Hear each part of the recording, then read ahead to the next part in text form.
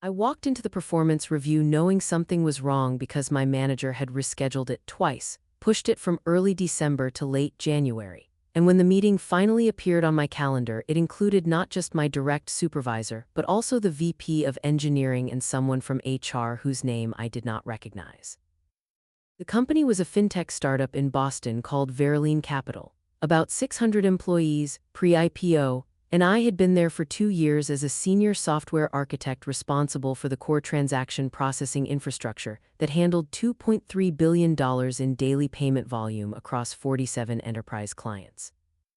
My performance had been exceptional by every measurable standard. I had led the migration to a new distributed architecture that reduced processing latency by 62%, had mentored 3 junior engineers who were now mid-level contributors, and had identified and patched 2 critical security vulnerabilities before they could be exploited. I had documentation for all of it. I had emails from the CTO praising my work. I had Slack messages from product managers thanking me for unblocking their roadmaps. And I had a performance dashboard that showed I had closed more high-priority tickets than any other architect on the team.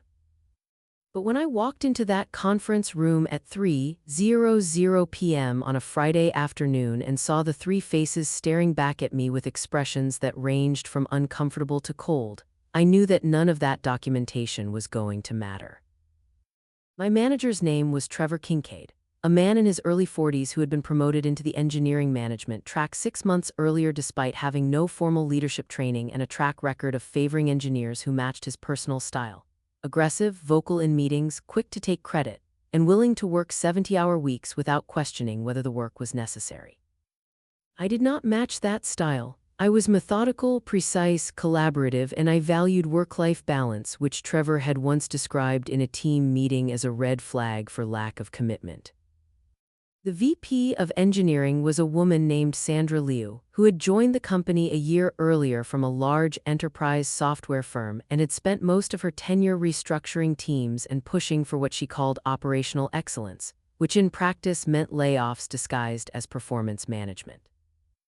The HR representative was a man I had never met, mid-30s, holding a leather folio and wearing the kind of neutral expression that HR professionals use when they are about to deliver bad news and want to appear empathetic without actually committing to any position.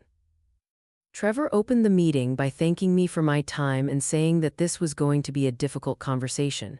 He did not ask how I was doing. He did not make small talk. He simply opened his laptop, pulled up a document, and began to read from what was clearly a pre-written script. The review was structured around a performance improvement plan framework, and Trevor explained that over the past 6 months, leadership had observed several areas where my performance had not met expectations. He cited 3 specific examples. First, that I had been slow to deliver on a database optimization project that was originally scoped for completion in October but had slipped to December. Second, that I had been resistant to adopting a new code review process that Sandra had introduced, which required all architecture decisions to be approved by a centralized review board. Trevor read through these points methodically, pausing occasionally to let the words sink in, and then he slid a printed document across the table, a formal performance improvement plan that outlined specific goals I needed to achieve over the next 60 days or face termination.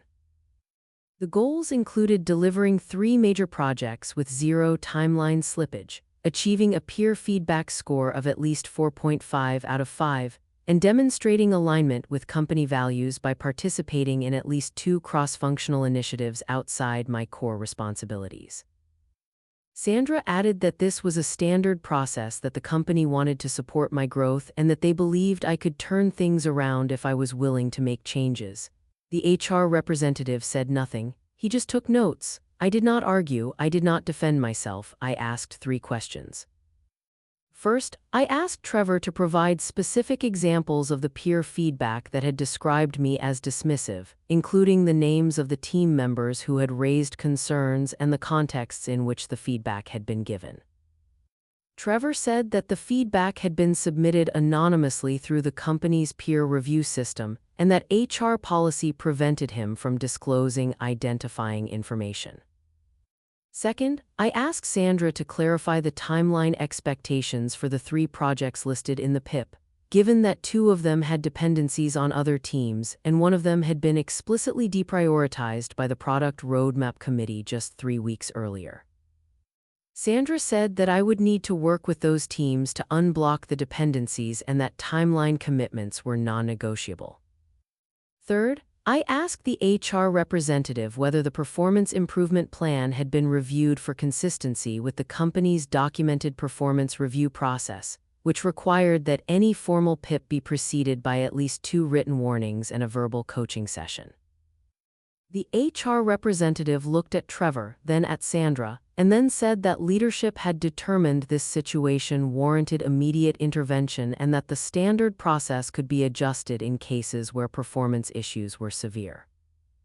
I nodded, thanked them for their time, and said I would review the document and provide a written response within 48 hours.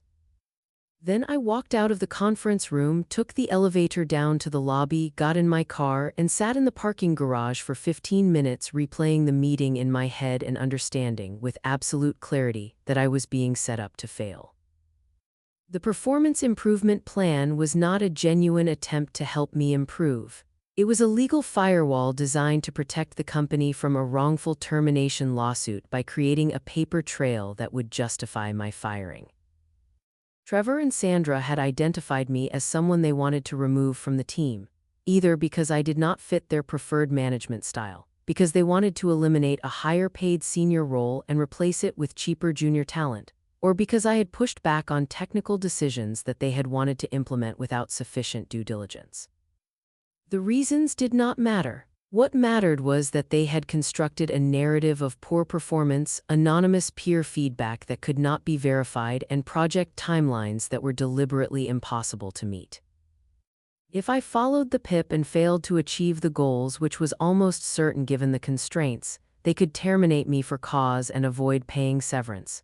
If I pushed back or refused to sign the PIP, they could terminate me immediately for insubordination. And if I went to HR to file a complaint, they would point to the PIP as evidence that the company had tried to support me and that I was simply unwilling to accept feedback. It was a perfect trap. But they had made one critical mistake. They had underestimated how much documentation I kept, how thoroughly I understood employment law, and how willing I was to fight back using the same systems they were trying to weaponize against me. I spent that weekend building a case. I started by pulling every piece of documentation I had related to my performance over the past 2 years. I exported my email archive and searched for keywords like great work, excellent, critical contribution, and thank you. I found 43 emails from the CTO, VP of Product, and various engineering managers praising my work, including one from the CTO sent just 6 weeks earlier that specifically thanked me for identifying the security vulnerabilities and said my attention to detail had saved the company from a potentially catastrophic breach. I pulled my performance reviews from the prior year, both of which had rated me as exceeds expectations in every category. I pulled the project completion reports for the past 18 months, showing that I had delivered 12 major projects on time or early, with the only exception being the database optimization project that Trevor had cited in the PIP. And for that project, I had email documentation showing that the delay was caused by infrastructure changes mandated by Sandra's team that had forced a complete re-architecture midway through the timeline.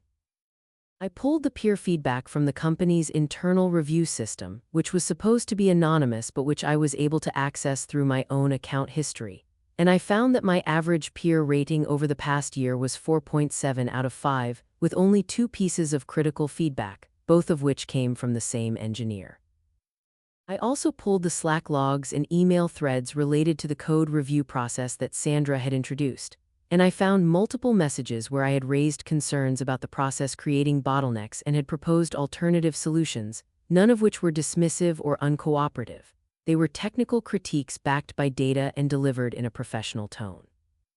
The documentation filled a 67-page binder that I organized by category and indexed for easy reference. Next, I researched Massachusetts employment law and the company's own policies. Massachusetts is an at-will employment state, which means employers can terminate employees for any reason or no reason, as long as the termination is not discriminatory or retaliatory. However, The company's employee handbook included a progressive discipline policy that required written warnings before a performance improvement plan could be issued, and it included a non-retaliation policy that protected employees who raised concerns about technical or operational decisions. I had raised concerns about the code review process, which meant I had potential grounds for a retaliation claim if I could demonstrate that the PIP was issued in response to those concerns. I also reviewed the documentation requirements for a wrongful termination lawsuit in Massachusetts, and I learned that employers who terminate employees for alleged performance issues must be able to demonstrate that the performance concerns were documented, communicated clearly, and applied consistently across the organization.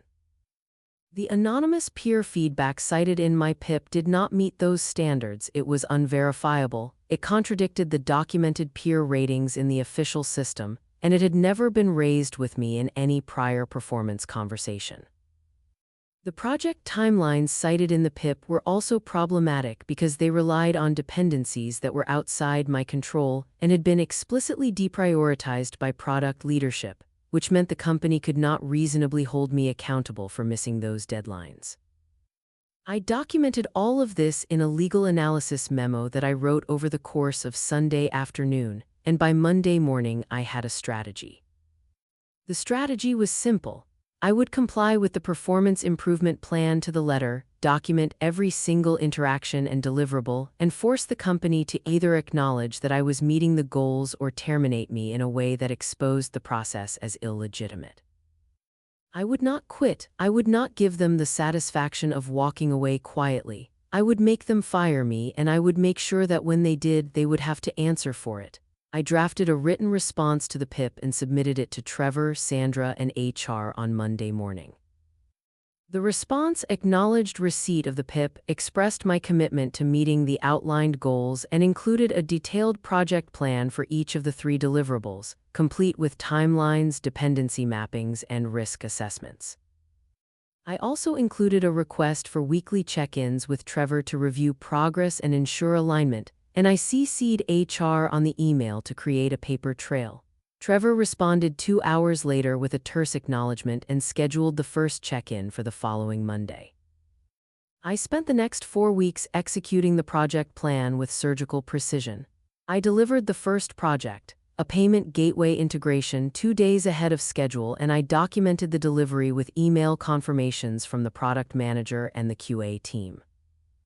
I delivered the second project, a data pipeline refactor, on schedule despite a last-minute infrastructure change that required a weekend of extra work, and I documented the change request and the additional hours in a project status report. The third project, a cross-regional database replication system, was blocked by a dependency on the infrastructure team, and I escalated the blocker to Sandra via email, requesting that she use her authority to prioritize the infrastructure work. She did not respond for a week, and when she finally did, she said the infrastructure team was focused on other priorities and that I would need to work around the dependency. I documented her response and proposed an alternative implementation that did not require the infrastructure changes, which I delivered 3 days before the PIP deadline. At the same time, I tracked every interaction with Trevor and Sandra. I took notes in every meeting, sent follow-up emails summarizing the discussions, and requested written confirmation on any verbal feedback or direction changes.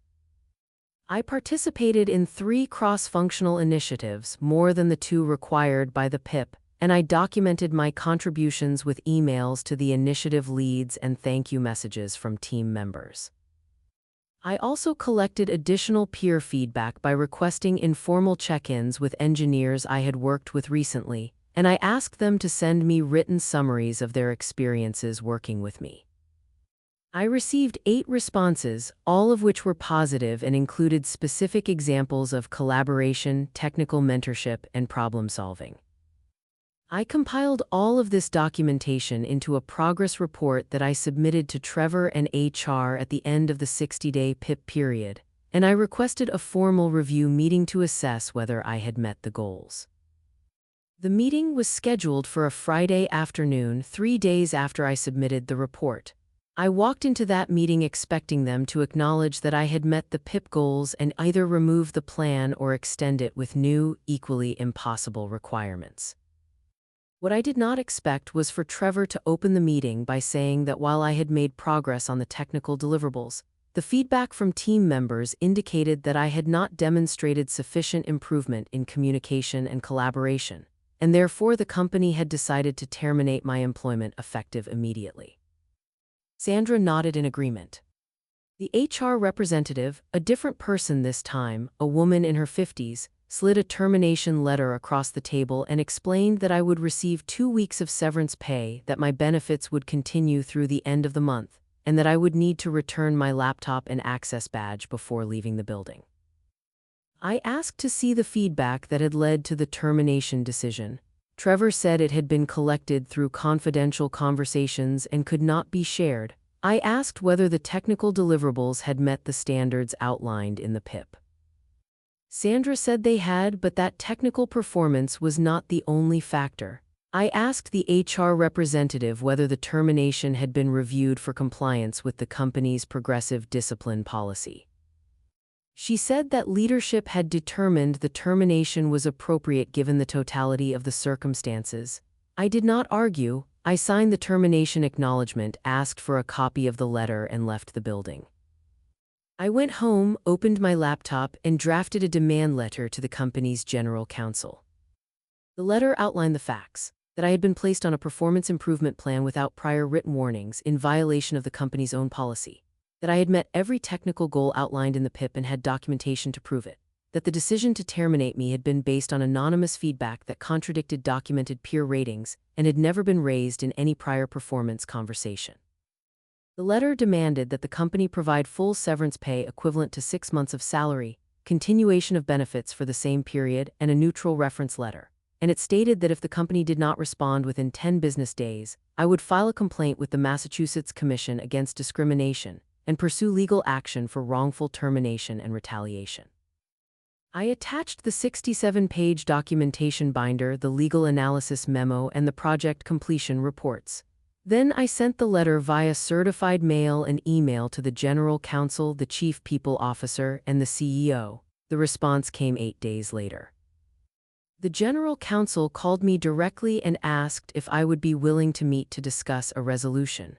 I said I would, on the condition that any settlement offer be presented in writing and that I be allowed to review it with legal counsel before making a decision.